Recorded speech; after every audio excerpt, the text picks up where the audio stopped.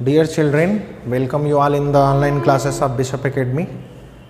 In the last class, we shall discuss about the area vector, uniform charge distribution in which linear charge density, surface charge density and volume charge density.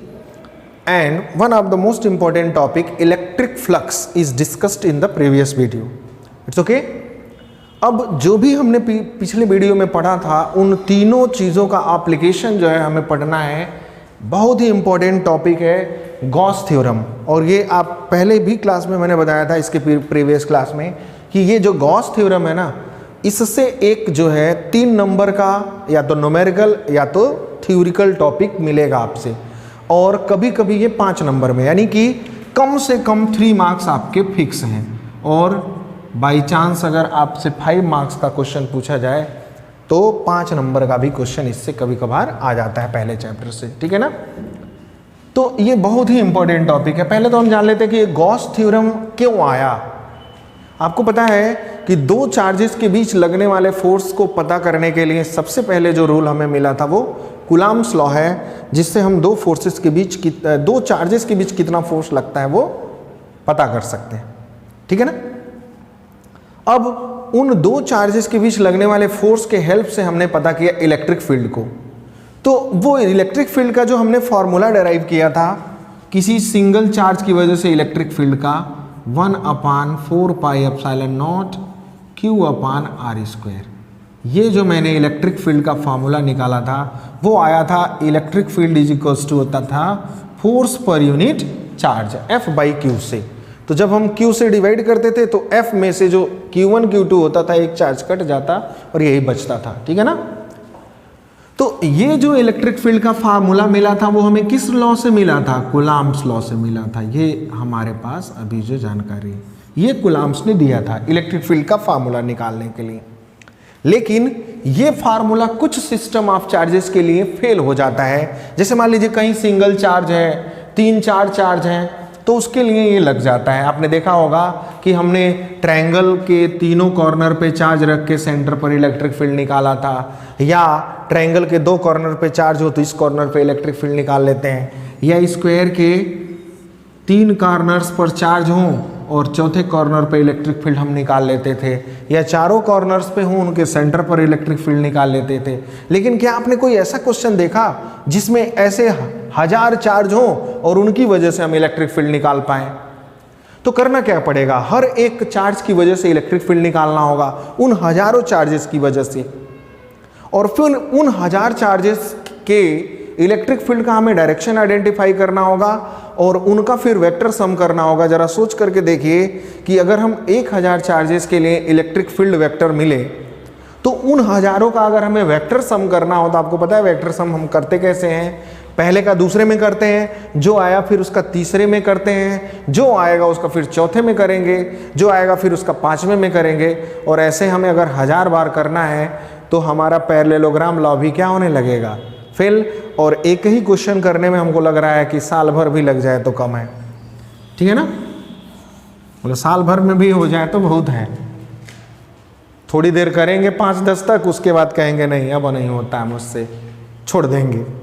तो उसके alternative के form में, यानी कि Coulomb's law जो complex system of charge थे उन पर क्या हो रहा था? बहुत कॉम्प्लेक्स हो जाता था।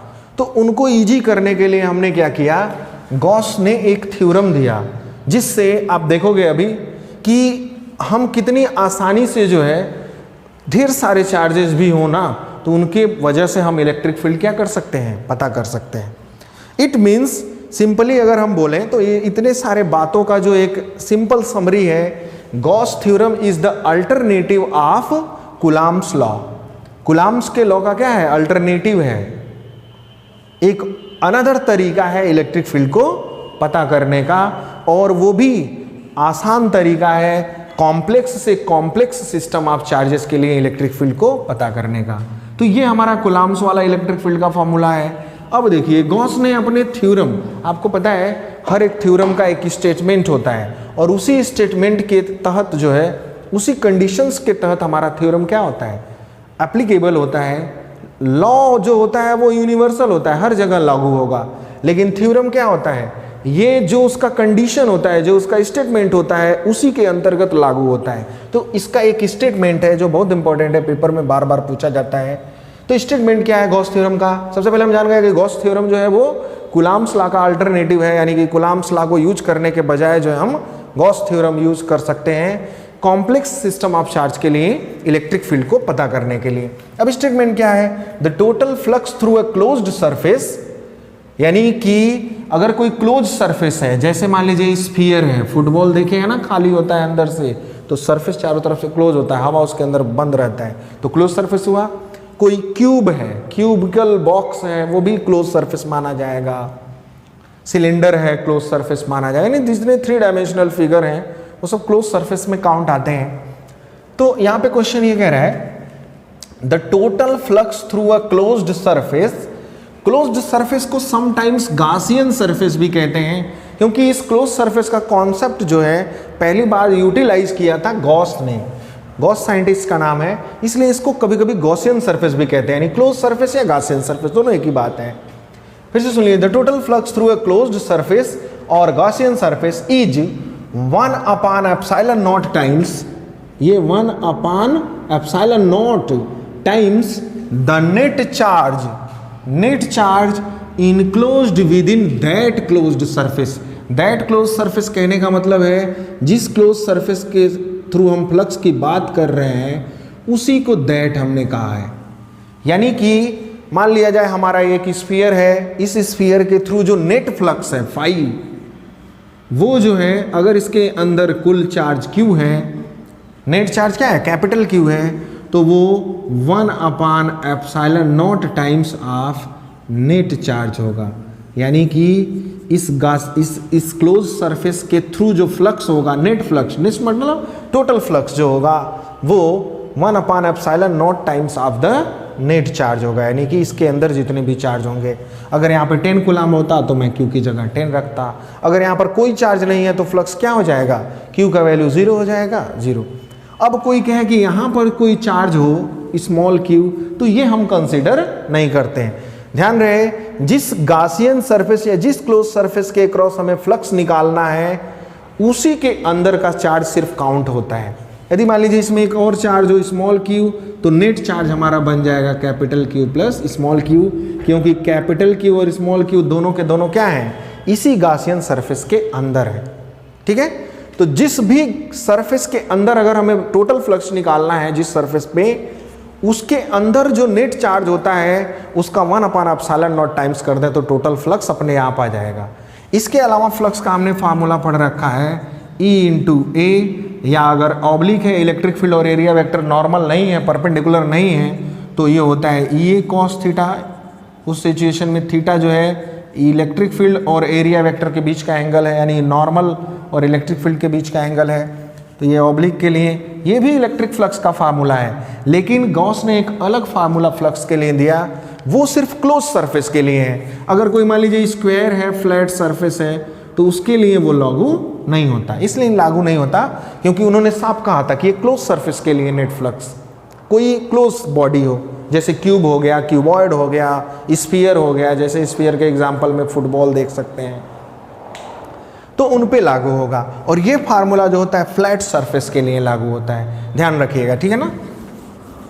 तो ये बात इन्होंने कहा। अब देखो, फ्लक्स को हम ऐसे भी लिख सकते हैं, किसी अगर क्लोज सरफेस के क्रॉस नेट फ्लक्स लिखना है तो हम क्या करते हैं, एक स्मॉल से सरफेस में एक छोटा सा हम सरफेस चूज कर लेते हैं इसके सरफेस पर, जिसको हम DS कह देते हैं, इलेक्ट्रिक DS कह देते हैं। और आपको पता ही है कि अगर इसके अंदर चार्ज है तो इलेक्ट्रिक फील्ड लाइन हमेशा क्या होगी, इसके परपेंडिकुलर होता है, नॉर्मल टू द सरफेस होता है। अभी मैंने property of electric field lines previous class में बताया था आपको कि electric field line always normal to the surface.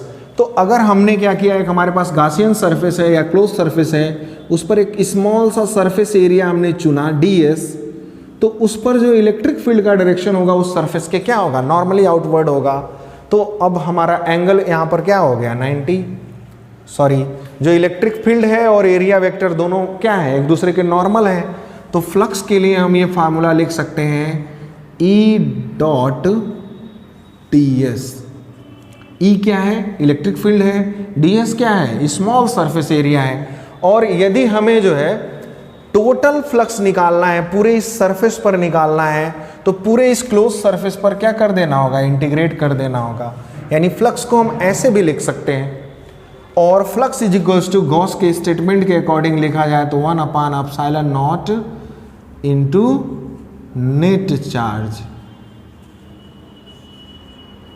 Net charge की जगह मैं क्यू नेट लिख दे रहा हूं, क्यू नेट। तो फ्लक्स को हम ऐसे भी लिख सकते हैं इंटीग्रल फॉर्म में, और जो फ्लक्स का एक फार्मूला और मिला हमें जो गॉस ने दिया वो ये।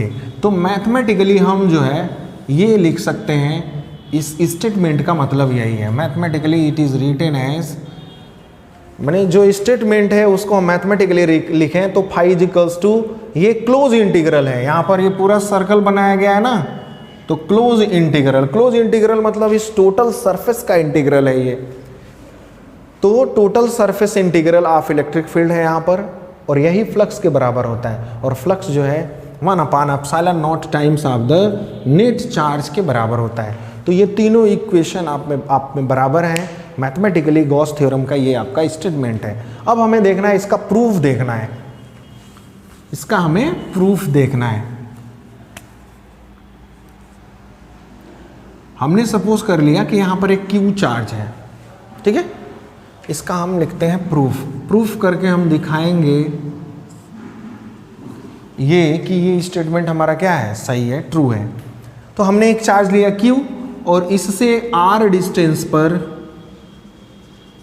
स्मॉल r डिस्टेंस पर एक पॉइंट लिया, क्या, P ले लिया हमने, एक पॉइंट P यहां पर हमने ये लिया, ठीक है। अब देखिए, एक स्मॉल चार्ज Q की वजह से P पॉइंट पर जो इलेक्ट्रिक फील्ड का फॉर्मूला होता है वो मैं लिखने जा रहा हूं। यहां पर मैं लिख रहा हूं, let us consider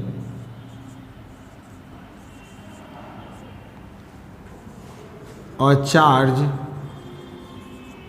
Q and we have to find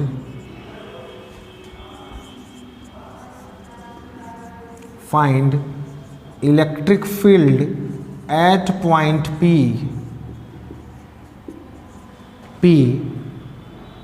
r distance from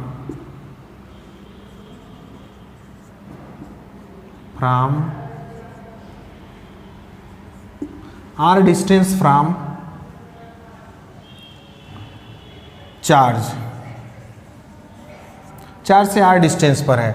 तो अकॉर्डिंग टू कूलम्ब्स लॉ क्या होगा, according to Coulomb's law,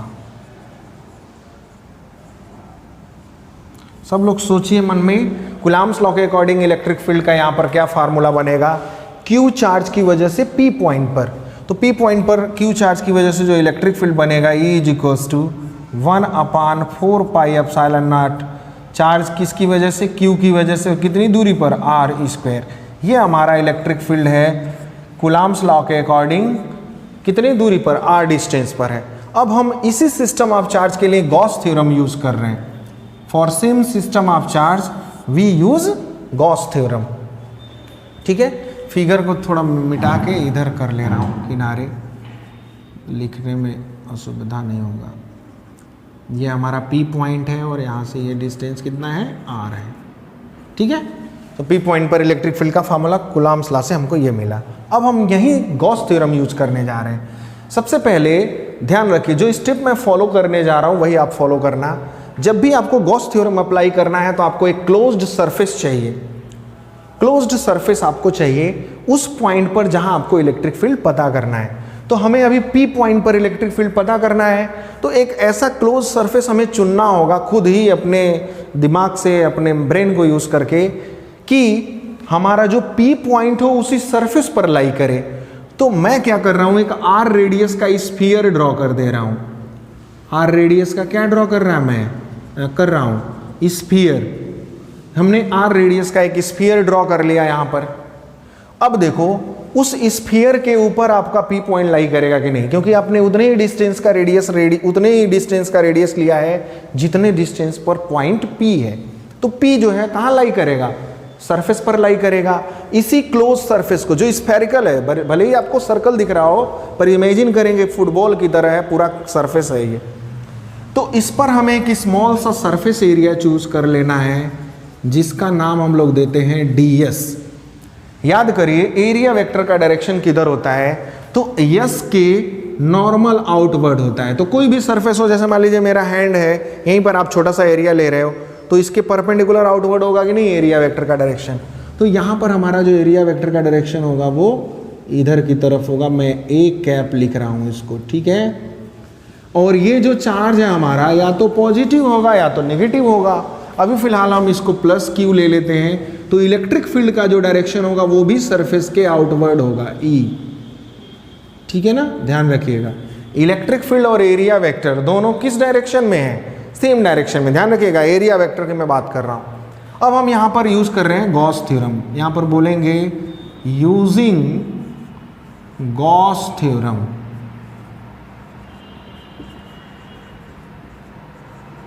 Gauss theorem क्या कहता है कि जो नेट फ्लक्स होता है, यानी कि टोटल सरफेस इंटीग्रल ऑफ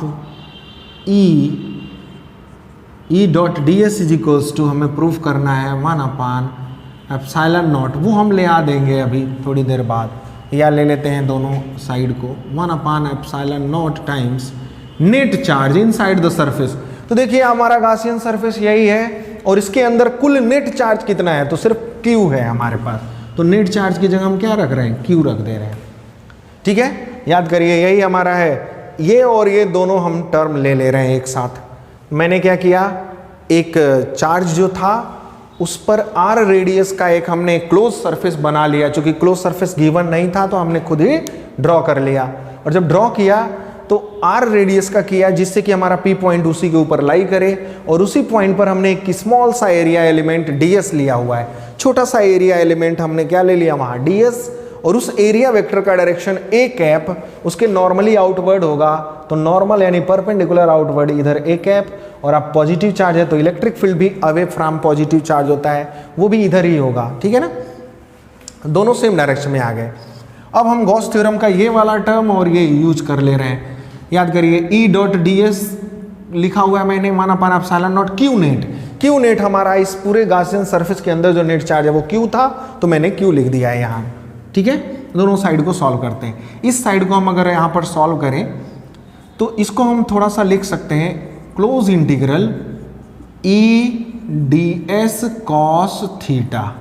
ये कैसे आ गया, आपको याद होगा vector A dot vector B होता है ए बी कॉस थीटा, जहां पर ए और बी जो है ना, वेक्टर ए और बी के क्या है, मैग्नीट्यूड्स हैं। तो हमने भी क्या किया, यहाँ पर ई डॉट डी एस था तो वेक्टर ई का मैग्नीट्यूड ई ले लिया, डी एस का मैग्नीट्यूड डी एस, और इन दोनों के बीच का एंगल थीटा। ये देखिए ई और डी एस के बीच, एरिया वेक्टर और इलेक्ट्रिक फील्ड के बीच का जो एंगल है यहाँ पर 0 डिग्री है, इक्वल्स टू, इस साइड को हम यहाँ लिख रहे हैं 1/ε0 स्मॉल क्यू। ये हमारा डॉट है बीच में, ये हमारा आ गया। इस साइड को ये हम लिख सकते हैं। यहाँ पर हमारा जो कंडीशन बन रहा है थीटा की वैल्यू, यानी ds और e के बीच का एंगल, ds का एरिया वेक्टर इधर ही है और इलेक्ट्रिक फील्ड भी इधर ही है, दोनों के बीच का एंगल क्या है, 0। तो थीटा की वैल्यू क्या हो जाएगा यहाँ पर 0, तो हमारा हो जाएगा ये e ds cos 0 equals to 1 ना लिख के ना q इंटू 1 कर दीजिए, q/ε0 हम लिख रहे हैं बार बार। ठीक है, ये हमारा हो गया। cos 0 का वैल्यू 1 हो जाएगा, e को हम बाहर कर लेते हैं, e बाहर हो गया, क्लोज इंटीग्रल ds बच गया, ये ds हमारा क्लोज इंटीग्रल बच गया, इक्वल्स टू cos 0 का 1 हो गया, q/ε0। ठीक है, अब जरा इसको देखा जाए ये क्या है। इंटीग्रल आप जानते हो क्या करता है, सम करता है ओवरऑल।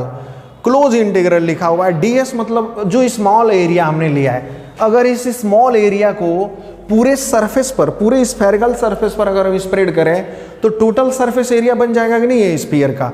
क्योंकि हमारा गॉसियन सरफेस स्फेरिकल है, तो जब हम इसको सॉल्व करेंगे, इसको हम बोलेंगे total closed integral of ds। तो ds जब पूरे सरफेस पर स्प्रेड होगा तो स्फीयर का पूरा सरफेस एरिया कवर कर लेगा और इसका जो वैल्यू होता है स्फीयर का जो टोटल सरफेस एरिया उसके बराबर हो जाएगा। ई इंटू स्फीयर का जो टोटल सरफेस एरिया होता है 4 पाई आर स्क्वायर होगा। चूंकि इसका रेडियस हमारे स्फीयर का स्मॉल आर है, अगर कैपिटल आर रहता है तो कैपिटल आर लिखते हैं, 4 पाई आर स्क्वायर हो जाएगा। स्फीयर का सरफेस एरिया होता है ये। फिर से इस टर्म को समझ लीजिए फिर से, ये है total closed integral of DS.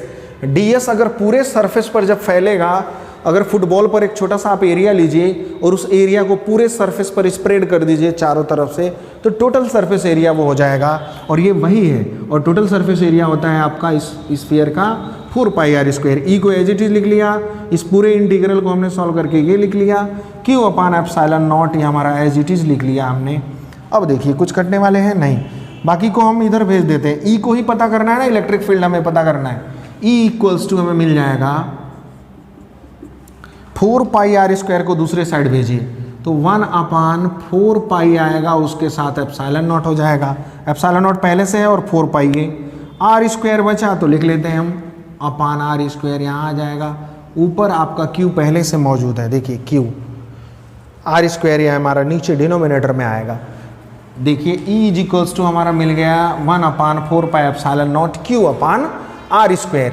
जरा मिलाइए कूलॉम्स लॉ से। कूलॉम्स लॉ से जितना इलेक्ट्रिक फील्ड हमको पी पॉइंट पर मिलेगा ना, इस पी पॉइंट पर कूलॉम्स लॉ से जितना मिलेगा उतना ही गॉस थ्योरम से भी मिल रहा है। तो हम यहां पर लिखेंगे from equation 1 and 2 it is clear that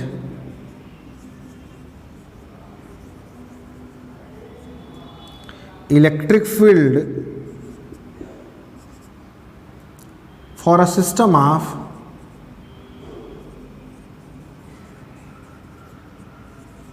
single charge is same.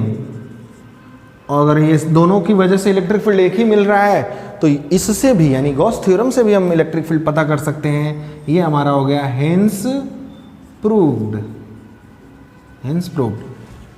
ये ठीक है। तो गॉस थ्योरम बहुत ही इंपॉर्टेंट थ्योरम है आपके इस चैप्टर का, ठीक है। मैंने यहाँ पे पार्टीशन भी किया हुआ है इस पार्ट में, और ये 3 पार्ट में हमने लिखा हुआ है। इसका प्रूफ जो है आप नोट कर लेंगे, अच्छे से नोट्स बना लेंगे। पेपर में बार बार पूछा जाता है, 3 मार्क्स में पूछेगा what is Gauss theorem, right it's statement and also prove. तो क्या करेंगे हम, स्टेटमेंट लिखेंगे। स्टेटमेंट का मैथमेटिकल ये जो बात है, स्टेटमेंट को ही मैथमेटिकली ये लिख सकते हैं, फिर इसका हम प्रूफ करेंगे पूरा, ठीक है ना। कोई अगर डाउट होगा तो आप पहले 2 बार 3 बार वीडियो को देखना चाहिए ध्यान से, फिर उसके बाद जो है इसको पास करके नोट्स बनाइए, ठीक है।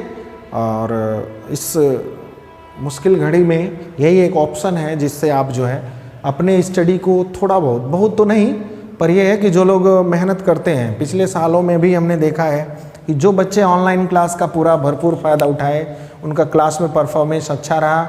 एक ऐसा मोड है जो आप जितनी बार चाहें इन वीडियोस को देख सकते हैं, समझ सकते हैं और समझने की कोशिश कर सकते हैं, ठीक है। It's okay. So just revise it 4 or 5 times and make the notes in your copy. Thank you. Have a nice day.